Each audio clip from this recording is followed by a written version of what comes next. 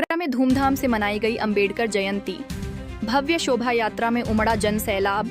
आगरा भीमराव अंबेडकर की जयंती बड़े ही धूमधाम और हर्षोल्लास के साथ मनाई गई। इस अवसर पर शहर में भव्य शोभा यात्रा निकाली गई, जिसमें 100 से अधिक झांकियां शामिल रहीं। शोभा यात्रा के दौरान फूलों की बारिश की गई और जय भीम के नारों से पूरा माहौल गूंज उठा। लाखों लोग इस आयोजन में शामिल हुए और जगह जगह शोभा यात्रा का जोरदार स्वागत किया गया। इसी क्रम में राजनगर क्षेत्र से चंद्रशेखर आजाद, सांसद नगीना के अभियान पर पाठशाला कमेटी द्वारा शिक्षित बनो अभियान के तहत झांकी का आयोजन किया गया।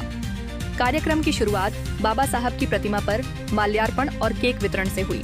इसके बाद आजाद समाज पार्टी के प्रदेश अध्यक्ष सुनील कुमार चित्तौड़ ने रिबन काटकर और झंडी दिखाकर झांकी को रवाना किया। यह झांकी बिजली घर पहुंचकर मुख्य शोभा यात्रा में शामिल हुई और पूरी रात शहर में भ्रमण करती रही। कार्यक्रम में एसपी सिंह, संदीप, जयंत, इकबाल, मनोज निगम, संजय छोकर, राजेश सुखमय, सुनील सहित कई लोग मौजूद रहे। रिपोर्ट हासिम खान।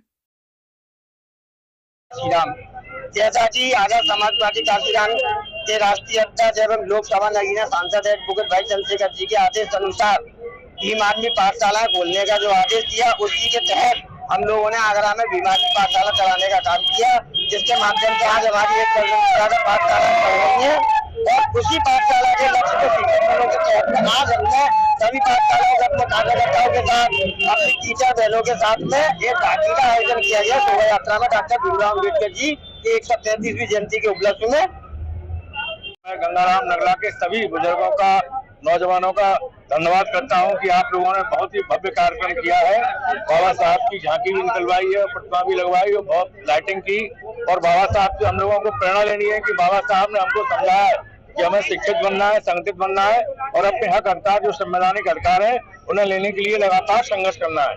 तो इसी भावना के साथ आप सबका धन्यवाद करता हूँ। सबको जय भीम, जय भारत। जी, मेरा नाम है एसपी सिंह।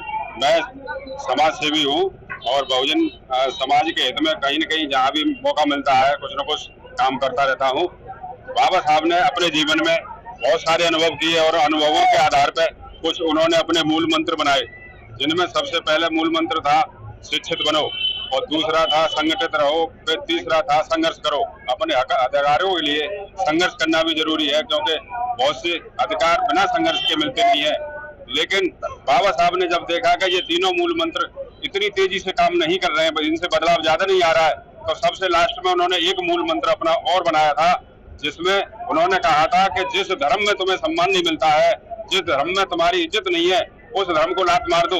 और वो लास्ट का मूल मंत्र था। उसके बाद उन्होंने ये सोचा था कि यदि मैं 5 साल जिया तो पूरे हिंदुस्तान को बौद्ध में बना दूंगा और मेरे जो लोग हैं, जो गरीब और मजलूम लोग हैं, ये इनका अपमान नहीं होगा। तो उन्होंने सबसे लास्ट में बौद्ध धर्म अपनाने की बात कही थी। उसके बाद प्रकृति ने उनको लंबा समय नहीं दिया और वो कारवा वहीं रह गया। नमो बुद्धाय, जय भीम।